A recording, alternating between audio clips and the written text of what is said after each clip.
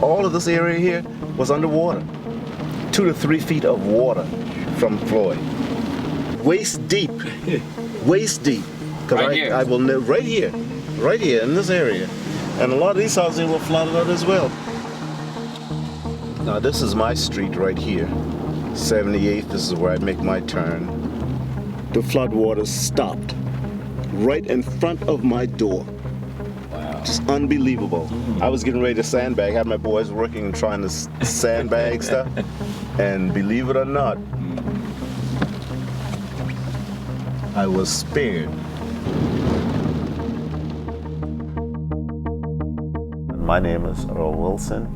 I'm a resident of Eastwick, Southwest Philadelphia. This has been the mainstay, and this is where the fight is, and this is where you'll find me just about every day. But I don't mind walking in the rain. As a matter of fact, I get a great joy out of doing 2 miles in the rain. Rain beating on you, and you're not getting wet because you got your rain suit on. It's nice and cool. It's nice. Eastwick has a history of floods. Whenever you mention Eastwick, one of the first sentences that comes in afterwards is the flood situation. We have the convergence of the Darby Creek. We're not too far from the Delaware River. The land mass itself is at, and in some areas, below sea level. This is a part of the creek here. Cobb's Creek. Don't seem like much. You see, it doesn't seem like much right now, but boy, when that thing, reaches its peak, it is more than an ocean. I don't have my machete with me. Oh yeah.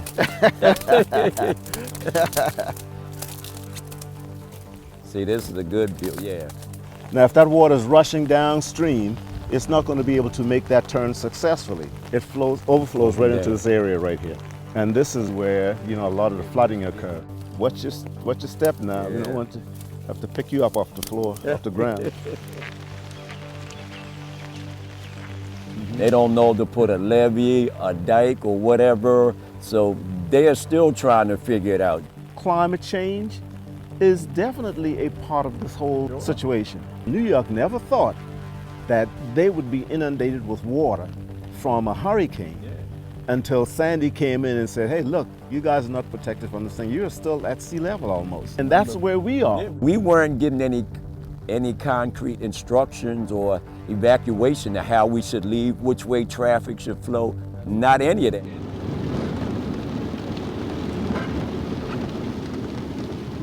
There's somebody's bathtub. They're cleaning out their bathroom and stuff, and they just bring things and dumping it right here.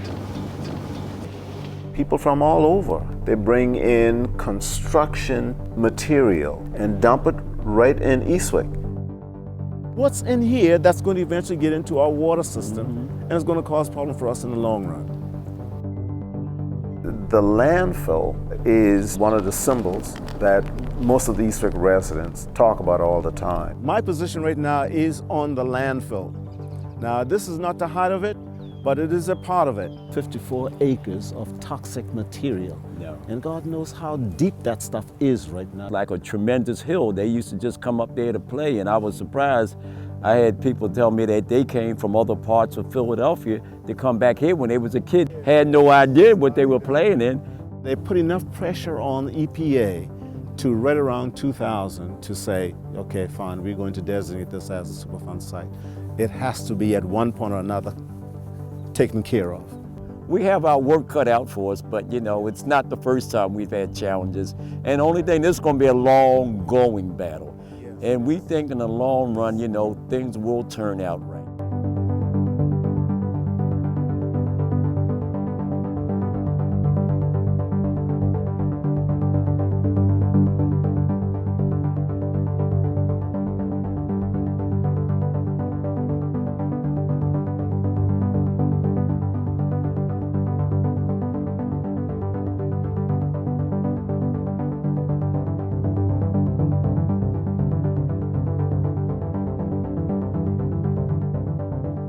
Eastwick area was almost like the stepchild to Philadelphia.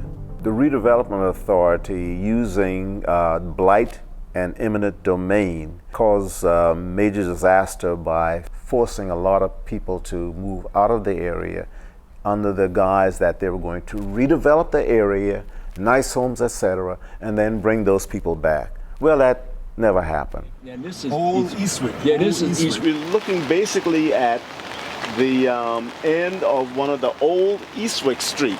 It's a thriving community. It might not have been something that you would find in a gated community in Hollywood, Right. but the fact of the matter, these people were actually, producing their own food. Yeah. They had their chickens, they had their pigs. And that was like a major intersection. And you had churches, you had everything out there, businesses. They just basically forced the people out of there. They never lived up to their promise. Oh, yeah. A lot of these folks cannot forget. You could feel the negative way in which they look at governmental officials and stuff like that because of the way in which they were treated. And that's one of the reasons why we work as hard as we do, because we know that there has to be a payback. We had the organizations now that we're going to light fire to them. You're not going to push us around and push a community around like you did in the 50s or 60s anyway. We have to make Eastwick whole. We're in a floodplain. We are trying our best to make sure that we do not have any flood situations at all. Almost to the house, they have said, we don't want anything built in this area. All the water that is absorbed here on a natural basis from this point on, that water is going to go where? Right down Mario Alonzo Boulevard and into that area there, and is going to completely inundate Pepper, Leonard's home, and everybody else's. At one point, there was a major move on the part of a developer to try to put over 700 apartments in an undeveloped area that is adjacent to the Hines.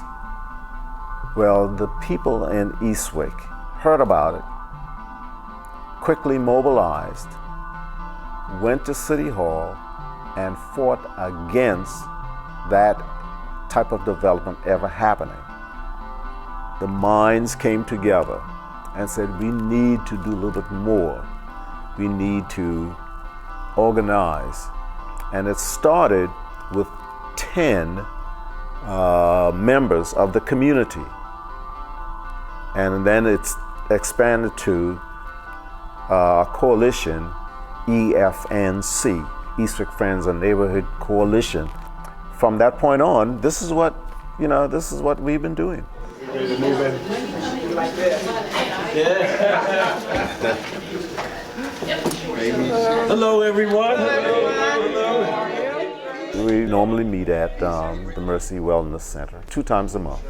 Coalition now includes not only Hines, but the Delaware River Keepers, the Sierra Club, Darby Creek Valley Association, Eastwick Action Committee. EAC is a group representing just the community, Eastwick community. One of the ways that we engage the residents is by asking them to come to public meetings, trying our best to make sure that we are putting them on the same page.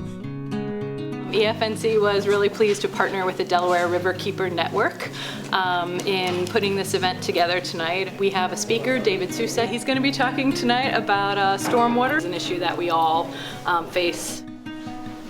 It's a cold night, but I'm warmed by your hearts. Is that corny or what? On my way over here, I was just so moved by this last 3 years of experience with EFNC. I know it's difficult, but we have been advancing in these issues steadily. The only thing I knew about stormwater is that it goes in the drain and goes back to the Delaware or wherever it goes, okay? And you don't give any other thought about it. And this is what we get. We get these widespread flooding problems. And I know, I feel for you, I know you've all experienced these types of problems. And climate change, as a result of that, these problems are going to happen, and they're going to happen more often. Rather daunting task ahead of us. Can you cite another example of an urbanized watershed? What can the neighbors do? Rain gardens, rain barrels, the whole deal, you know? Because we didn't know all these possibilities exist. Those who are here, who were able to attend the meeting tonight, are taking back some things that they can do on the local level. That's one of the most important things why we have this group, so that we can more or less be the eyes and ears for the community. So we've done a lot of canvassing just to get people informed. Numbers are power. There's power in numbers. So we just try to get as many people out as possible to address these issues.